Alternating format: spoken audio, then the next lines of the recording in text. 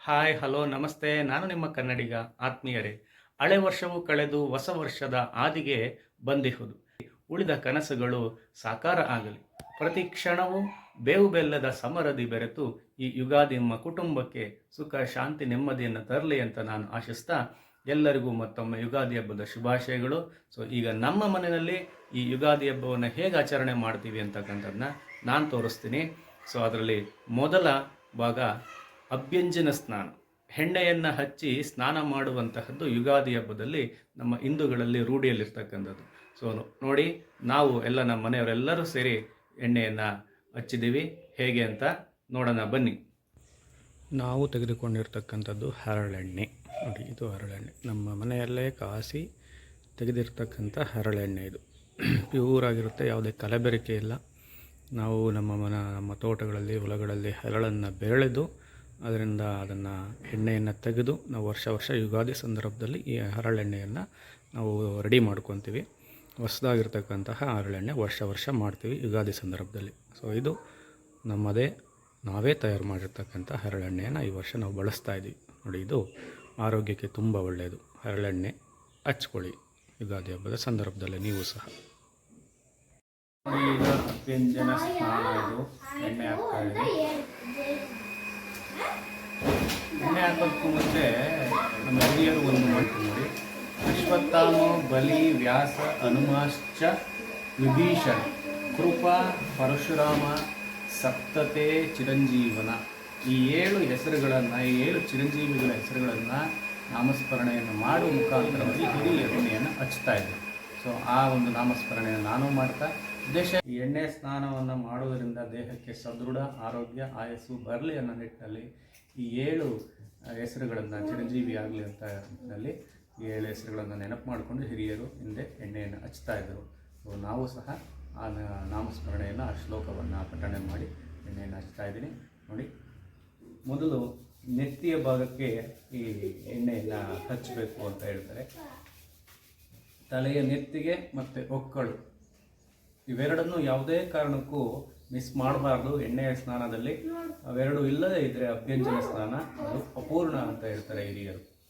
ಈ ನಿಟ್ಟಿನಲ್ಲಿ ನಾವು ಈಗ ಎಣ್ಣೆಯನ್ನು ಮೈಗೆಲ್ಲ ಹಚ್ಚೋಣ. ಹಾಗಾಗ ನಾವು ನಮ್ಮ ಆರೋಗ್ಯಕ್ಕಾಗಿ ಅಭ್ಯಂಜನ ಸ್ನಾನ ಮಾಡಬೇಕು. ಹೇಗೆ ಗೊತ್ತಾ? ನಮ್ಮ ದೇಹಕ್ಕೆ ಬೇಕಾದಂಥ ಪುಷ್ಟಿಕರವಾಗಿರ್ತಕ್ಕಂಥ ಆರೋಗ್ಯ ಇದರಿಂದ ಸಿಗುತ್ತೆ. ಉಷ್ಣತೆಯನ್ನು ಕಡಿಮೆ ಮಾಡುತ್ತೆ, ಮೂಳೆಗಳಿಗೆ ಬಲವನ್ನು ನೀಡುತ್ತೆ, ಆಯಸ್ಸು ಹೆಚ್ಚಾಗುತ್ತೆ, ಚರ್ಮದ ಕಾಂತಿ ಪ್ರಜ್ವಲಿಸುತ್ತೆ, ದೇಹದ ಎಲ್ಲ ಅಂಗಾಂಗಗಳ ನೋವು ಕಡಿಮೆ ಮಾಡುತ್ತೆ. ಇಷ್ಟೆಲ್ಲ ಯೂಸಸ್ ಇದೆ ಅಭ್ಯಂಜನ ಮತ್ತು ಎಣ್ಣೆ ಸ್ನಾನವನ್ನು ಮಾಡೋದ್ರಿಂದ.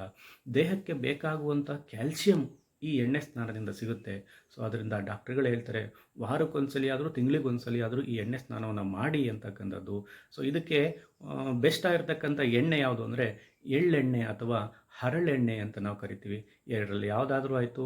ಚೆನ್ನಾಗಿ ಕಾಯಿಸಿ ದೇಹ ತಡೆಯುವಷ್ಟು ಬಿಸಿಯಿಂದ ತಲೆಗೆ ಹಚ್ಕೊಳ್ತಕ್ಕಂಥದ್ದು ಒಂದು ಉಪಯೋಗ ಇದರಿಂದ ಪಡ್ಕೋಬೇಕು. ಒಂದು ನಮ್ಮ ಹಿರಿಯರು ಮಾಡಿರ್ತಕ್ಕಂಥ ಏನೇ ಶಾಸ್ತ್ರಗಳಿದಾವಲ್ಲ, ಅಲ್ಲೊಂದೊಂದು ವೈಜ್ಞಾನಿಕ ಹಿನ್ನೆಲೆ ಇದ್ದೇ ಇರುತ್ತೆ ಅನ್ನೋದನ್ನು ನಾವು ಅರ್ಥ ಮಾಡಿಕೊಂಡು ಅದನ್ನು ನಾವು ಮುಂದುವರಿಸ್ಕೊಂಡು ಹೋಗಬೇಕು ಅನ್ನೋದು ನಮ್ಮ ಒಂದು ಮಾತು. ನೀವು ಸಹ ಎಣ್ಣೆ ಹಚ್ಚಿದ್ದೀರಾ? ಕಾಮೆಂಟ್ ಮಾಡಿ.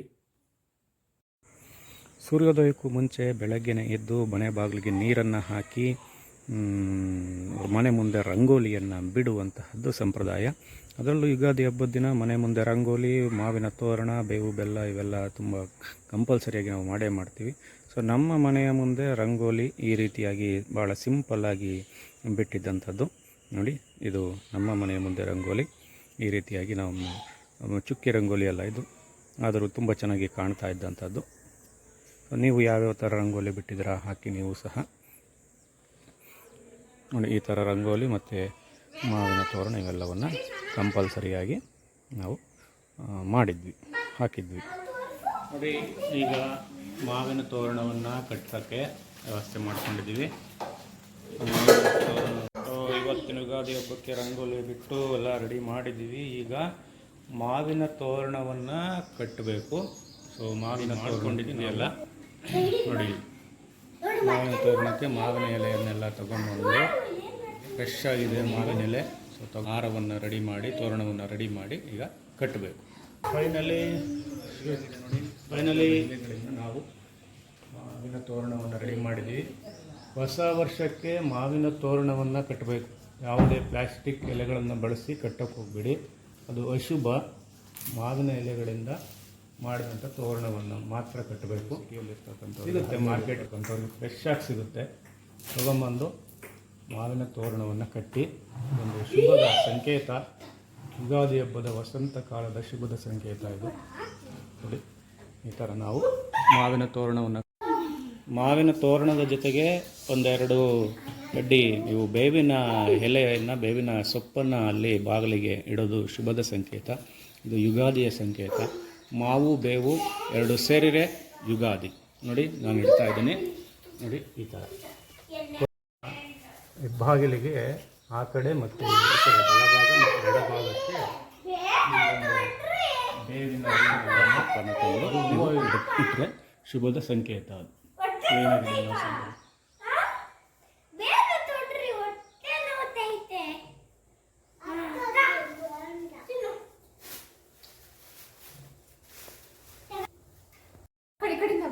ಫೈನಲಿ ನೋಡಿ, ಈ ಥರ ನಾವು ಮಾವಿನ ತೋರಣವನ್ನು ಹಾಕಿ ಕಟ್ಟಿ ಹೂವನ್ನು ಇಟ್ಟು ಬೇವಿನ ಕಡ್ಡಿಯನ್ನು ಸಿಕ್ಕಿಸಿ ನಾವು ಹಬ್ಬವನ್ನು ಶುರು ಮಾಡ್ತಾಯಿದ್ದೀವಿ. ಬನ್ನಿ, ಏನೇನು ಮಾಡಬೇಕು ನೋಡೋಣ. ಫೈನಲಿ ನಾವು ನೋಡಿ ದೇವ್ರ ಮನೆಗೂ ಸಹ ಮಾವಿನ ತೋರಣ ಮತ್ತು ಅದೇ ಥರ ಬೇವಿನ ಸೊಪ್ಪನ್ನು ಇಟ್ಟು ನಾವು ಪೂಜೆಯನ್ನು ಮಾಡ್ತೀವಿ. ನಮ್ಮ ಕಮೆಂಟ್ ಮಾಡಿ. ನೋಡಿ, ಈ ಥರ ನಾವೆಲ್ಲ ರೆಡಿ ಮಾಡ್ಕೊಂಡಿದ್ದೀವಿ ಹಬ್ಬಕ್ಕೆ. ಎಲ್ಲ ರೆಡಿ ಮಾಡ್ಕೋಬೇಕು, ಎಲ್ಲ ಸಿದ್ಧತೆ ಆಗ್ತಾಯಿದೆ. ಎಲ್ಲ ತೊಳೆದು ಎಲ್ಲ ರೆಡಿ ಮಾಡಿದ್ದೀವಿ. ಪೂಜೆ ಮಾಡಬೇಕಷ್ಟೆ. ಜಾಸ್ತಿ ಮಾಡಬೇಕು ಅವನು.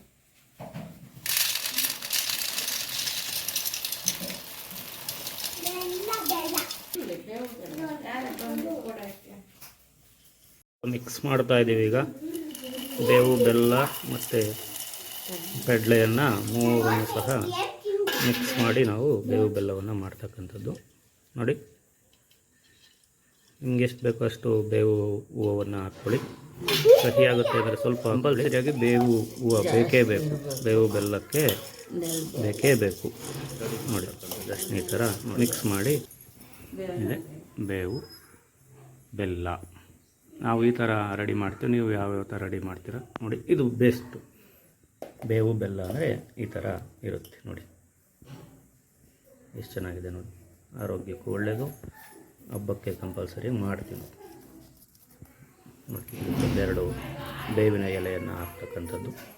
ಇದ್ರ ಯುಗಾದಿ ಹಬ್ಬ ಅಂದರೆ ಬೇವು ಬೆಲ್ಲ ಇದು ಕಂಪಲ್ಸರಿ ಅಲ್ವಾ. ಸೊ ಅದು ಆರೋಗ್ಯಕ್ಕೂ ಒಳ್ಳೆಯದು. ಸೊ ನಮ್ಮ ಹಿಂದೂ ಸಂಪ್ರದಾಯದ ಪ್ರಕಾರವಾಗಿ ಬೇವು ಬೆಲ್ಲ ಬೇಕೇ ಬೇಕು.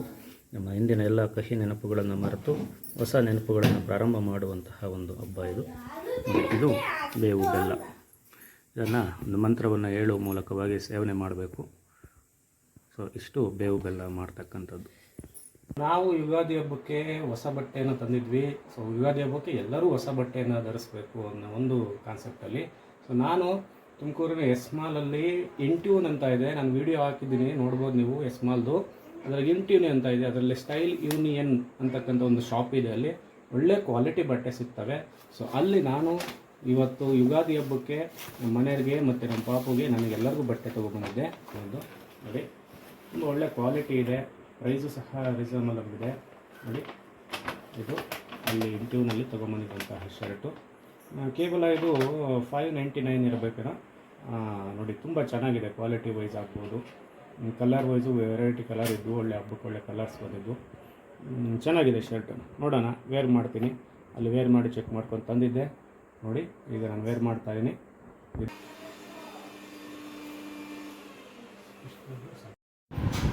ನೋಡಿ, ಇದು ಫ್ಲಿಪ್ಕಾರ್ಟಿಂದ ತಂದಿದ್ದಂಥ ಡ್ರೆಸ್ ಇದು. ನೋಡಿ, ತುಂಬ ಚೆನ್ನಾಗಿ ಆಗುತ್ತೆ, ತುಂಬ ಚೆನ್ನಾಗಿ ಇದೆ, ಒಳ್ಳೆ ಲುಕ್ ಆಗಿರ್ತಾ ಇದೆ. ಮಾಡಿ ಫ್ಲಿಪ್ಕಾರ್ಟಿಂದ ತರಿಸಿದ್ದಂಥದ್ದು, ನಿಮ್ಮ ಪಾಪುಗೆ ತರಿಸಿದ್ದಂಥ ಬಟ್ಟೆ. ಚೆನ್ನಾಗಿದೆ, ಕ್ಲಾತು ಚೆನ್ನಾಗಿದೆ, ತುಂಬ ಸ್ಮೂತಿಯಾಗಿದೆ, ಚೆನ್ನಾಗಿತ್ತು. ಲುಕ್ ವೈಸ್ ಅಂತೂ ತುಂಬ ಚೆನ್ನಾಗಿದೆ. ನೋಡಿ ಹೆಂಗೆ ಆಡ್ತಾವೆ ನೋಡಿ. ನೋಡಿ, ಫೈನಲಿ ಎಲ್ಲ ಪೂಜೆಗೆಲ್ಲ ರೆಡಿ ಆಗಿದೆ. ನಮ್ಮ ದೇವರ ಗುಡಿನಲ್ಲಿ, ದೇವ್ರ ಮನೆಯಲ್ಲಿ ಎಲ್ಲ ರೆಡಿ ಮಾಡಿದ್ದಾರೆ. ಪೂಜೆ ಮಾಡಬೇಕಷ್ಟೇ. ಇದು ಪೂಜೆಗೆಲ್ಲ ರೆಡಿಯಾಗಿದೆ.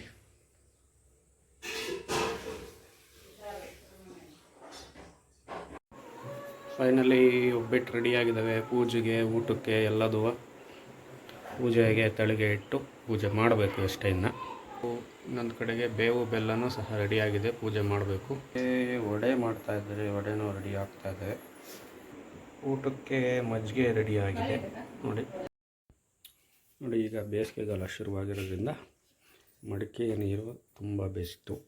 ಒಂದು ಮಡಿಕೆಯನ್ನು ತಗೊಂಡು ನೀರನ್ನು ತುಂಬ ಕೂಲಾಗಿರ್ತವೆ, ಆರೋಗ್ಯಕ್ಕೂ ಒಳ್ಳೆಯದು. ಫ್ರಿಡ್ಜಲ್ಲಿ ಇಟ್ಕೊಂಡು ಕುಡಿಯೋದಕ್ಕಿಂತ ಇದು ಬೆಸ್ಟ್. ಇದು ನಾವು ಈಗ ಯುಗಾದಿ ಹಬ್ಬಕ್ಕೆ ಹೊಸ ಮಡಿಕೆಯನ್ನು ತಗೊಂಡು ಆಗಿದೆ. ಫ್ರಿಡ್ಜಲ್ಲಿ ಇಟ್ಟಿರೋದು ಕೋಲ್ಡ್ ಆಗುತ್ತೆ, ಬಟ್ ಆರೋಗ್ಯಕ್ಕೆ ಒಳ್ಳೆಯದಲ್ಲ. ಇದು ಮಣ್ಣಿನ ಮಡಿಕೆ ತುಂಬ ಚೆನ್ನಾಗಿರುತ್ತೆ. ಸೊ ಎಲ್ಲನೇ ಸಿಕ್ಕರೆ ನೀವು ಸಹ ಉಪಯೋಗಿಸಿ, ಆರೋಗ್ಯಕ್ಕೆ ಒಳ್ಳೆಯದು ಇದು ಮಡಿಕೆ.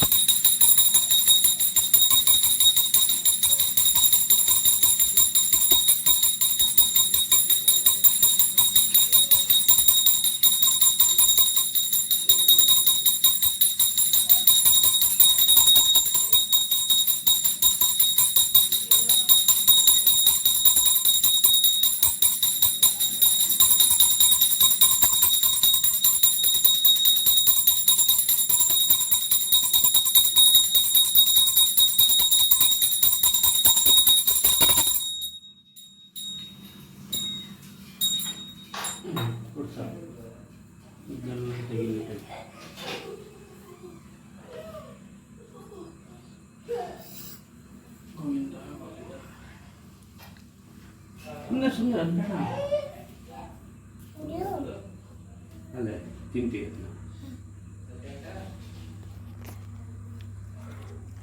ಗೋವಿಂದ ಹರಿ ಗೋವಿಂದ ವೆಂಕಟೇಶ ಗೋವಿಂದ. ಸೊ ಹೀಗೆ ನಮ್ಮ ಮನೆಯಲ್ಲಿ ಫೈನಲಿ ಪೂಜೆಯನ್ನು ಮುಗಿಸ್ಕೊಂಡು ನಾವು ಸಹ ಫೈನಲಿ ನಾವು ಸಹ ಎಲ್ಲ ಪೂಜೆಯನ್ನು ಮಾಡಿವಿ. ನಾನು ನಮ್ಮ ಪೂಜೆಯನ್ನು ಮಾಡಿವಿ. ಪೂಜೆ ನಮ್ಮ ದೇವರ ಮನೆ ಗುಡಿ ಅಂತ ಕರಿತೀವಿ. ಪೂಜೆಯನ್ನು ಮಾಡಿ ನಾವು ಸಹ ಕೈ ಮುಗಿದು ದೇವರ ಆಶೀರ್ವಾದವನ್ನು ಪಡ್ಕೊಂಡು ಈ ವರ್ಷ ನಮ್ಮ ಎಲ್ಲ ಕನಸುಗಳೆಲ್ಲ ಈಡೇರಲಿ ಅಂತ ನಾವು ಬೇಡಿಕೆಯನ್ನು ಕೋರಿಕೆಯನ್ನು ಕೋರ್ಕೊಂಡು ದೇವರ ಆಶೀರ್ವಾದವನ್ನು ನಾವು ಸಹ ಪಡ್ಕೊಂಡ್ವಿ. ಬಂದ್ವಿ. ಈ ಥರ ನಮ್ಮ ಮನೆಯ ಹಬ್ಬ, ನಮ್ಮ ಮನೆಯ ಯುಗಾದಿ ಹಬ್ಬದ ಪೂಜೆಯ ಸಂದರ್ಭ ಆಗಿತ್ತು. ನೀವು ನಿಮ್ಮ ಮನೆಯಲ್ಲಿ ಹೇಗೆ ಹಬ್ಬ ಮಾಡಿದರೆ ಹೇಳಿ, ಕಾಮೆಂಟ್ ಮಾಡಿ. ನಾವು ಸಹ ಪೂಜೆಯನ್ನು ಮಾಡಿಸಿ ಸ್ವಲ್ಪ ಹೊತ್ತು ಅಲ್ಲಿ ಕೂತು ನಾವು ಸಹ ವಾಪಸ್ ಬಂದ್ವಿ. ಆನಂತರದಲ್ಲಿ ತುಂಬ ಅದ್ಭುತವಾಗಿ ಅಲಂಕಾರಗಳನ್ನು ಮಾಡಿದರು ದೇವರಿಗೆ. ಇವತ್ತು ವಿಶೇಷ ಹಬ್ಬದ ಪೂಜೆಗಳೆಲ್ಲ ನಡೀತಾ ಇದ್ವು. ಸೊ ನಾವು ನಮ್ಮ ಮಕ್ಕಳಿಗೆ ಒಂದೆರಡು ಯಂತ್ರಗಳನ್ನು ಕಟ್ಟಿಸ್ಕೊಂಡು ದೇವರ ಆಶೀರ್ವಾದವನ್ನು ಪಡ್ಕೊಂಡು ನಾವು ಸಹ ಆಚೆ ಬಂದ್ವಿ. ನೋಡಿ, ಆಚೆನಲ್ಲಿ ಹೊರಾಂಗಣದ ದೃಶ್ಯ ಇದು. ಅಲ್ಲೂ ಸಹ ಒಂದು ಮಹಿಷಾಸುರನ ರಾಜಗೋಪುರ, ಟಿಪ್ಪೂರಮ್ಮ ದೇವಸ್ಥಾನದ ರಾಜಗೋಪುರ. ಸೊ ಅಲ್ಲಿ ನಾವು ನಿಂತ್ಕೊಂಡು ಒಂದೆರಡು ಫೋಟೋಗಳನ್ನು ತಕ್ಕೊಂಡು ಆನಂತರದಲ್ಲಿ ನೋಡಿ ಪಕ್ಕದಲ್ಲಿ ಚಿಕ್ಕಮ್ಮ ದೇವಿಯ ದೇವಸ್ಥಾನ ಇದೆ. ಸೊ ಅಲ್ಲಿಗೂ ಹೋಗಿ ಆಶೀರ್ವಾದ ಪಡ್ಕೊಂಡು ನಾವು ಮತ್ತೆ ಕಲ್ಲೇಶ್ವರ ಸ್ವಾಮಿ ದೇವಸ್ಥಾನ, ಶಿವನ ದೇವಸ್ಥಾನ ನೋಡಿ, ಕಲ್ಲೇಶ್ವರ ಸ್ವಾಮಿ ದೇವಸ್ಥಾನಕ್ಕೆ ನಾವು ನಮ್ಮ ಕುಟುಂಬ ಸಮೇತವಾಗಿ ಹೋಗಿ ಅಲ್ಲೂ ಸಹ ದೇವರ ಆಶೀರ್ವಾದವನ್ನು ಪಡ್ಕೊಂಡು ಕೈ ಮುಗಿದು ನಾವು ಬಂದಿದ್ದಂಥದ್ದು. ನೋಡಿ, ಬನ್ನಿ ಈಗ ಒಳಗಡೆ ಹೋಗಿ ದೇವರನ್ನು ನೋಡೋಣ ಹೇಗಿದೆ. ಅಲ್ಲಿ ಶಿವನ ಒಂದು ಪ್ರತಿಮೆಗಳೆಲ್ಲ ಇದು ನೋಡಿ. ಇಲ್ಲಿ ಒಬ್ಬ ಚಿಕ್ಕ ಹುಡುಗ ಪೂಜೆ ಮಾಡ್ತಾ ಇದ್ದ, ತುಂಬ ಚೆನ್ನಾಗಿ. ಅವನು 2ನೇ ಕ್ಲಾಸ್ ಅಂತ ಎಷ್ಟು ಭಕ್ತಿಯಿಂದ ಪೂಜೆ ಮಾಡ್ತಾ ಇದ್ದ ನೋಡಿ. ಸೊ ಇದು ಕಲ್ಲೇಶ್ವರ ಸ್ವಾಮಿಯ ದೇವಸ್ಥಾನದ ದೃಶ್ಯ ನೋಡಿ. ಅಲ್ಲಿ ಶಿವನ ಅವತಾರ ಅದು. ಸೊ ಅಲ್ಲಿ 3 ರೀತಿಯ ಶಿವನ ಅವತಾರಗಳಿದ್ದು, ಇದು ದಕ್ಷಿಣಾಮೂರ್ತಿಯ ಶಿವನ ಅವತಾರ. ಇದು ತುಂಬ ಪ್ರಜ್ವಲಿಸುವ ಒಂದು ಕಣ್ಣಿನಲ್ಲಿ ಶಿವನನ್ನು ನೋಡ್ತಾ ಇದ್ವಿ. ಸೋಮೇಶ್ವರ ಸ್ವಾಮಿಯ ಒಂದು ಪ್ರತಿಮೆ ವಿಗ್ರಹ ಇದು ನೋಡಿ, ತುಂಬ ಚೆನ್ನಾಗಿದ್ದಂಥದ್ದು. ಕಲ್ಲೇಶ್ವರ ಸ್ವಾಮಿ ದೇವಸ್ಥಾನದಲ್ಲಿ ಈ ರೀತಿಯಾಗಿ 3 ರೀತಿಯ ಶಿವನ ಅವತಾರಗಳನ್ನು ನಾವು ನೋಡೋದಕ್ಕೆ ಸಾಧ್ಯ ಇದೆ. ಅವುಗಳನ್ನು ನೋಡಿಕೊಂಡು ನಾವು ಆಶೀರ್ವಾದವನ್ನು ಪಡ್ಕೊಂಡು ಪ್ರಸಾದವನ್ನು ಸ್ವೀಕರಿಸಿ 2 ನಿಮಿಷ ಅಲ್ಲೇ ಕೂತು ಪ್ರಶಾಂತವಾಗಿ ಆನಂತರದಲ್ಲಿ ನಾವು ಮನೆಗೆ ವಾಪಸ್ಸು ಬಂದ್ವಿ.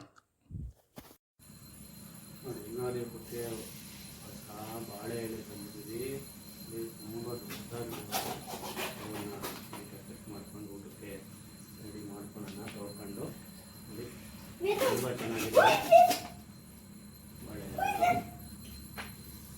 ರೆಡಿ ಮಾಡಿಕೊಂಡು ಊಟಕ್ಕೆ ಕುತ್ಕೊಳ್ಳೋಣ. ಎಲ್ಲ ಆಯ್ತಾ ಇದ್ದಾರೆ. ಊಟಕ್ಕೆ ಟೈಮ್ ಆಗಿಬಿಟ್ಟಿದೆ ಊಟ ಎಲ್ಲ ಹೊಟ್ಟೆ ಹಚ್ಕೊಂಡು ತಿಂಡಿ ಏನು ಮಾಡಿಲ್ಲ, ಡೈರೆಕ್ಟ್ ಊಟ, ಹಬ್ಬದ ಊಟ. ಸೊ ಇದನ್ನು ಮತ್ತೆ ಕಟ್ ಮಾಡ್ಕೊಳ್ಳೋಣ. ಎಷ್ಟು ಬೇಕಷ್ಟು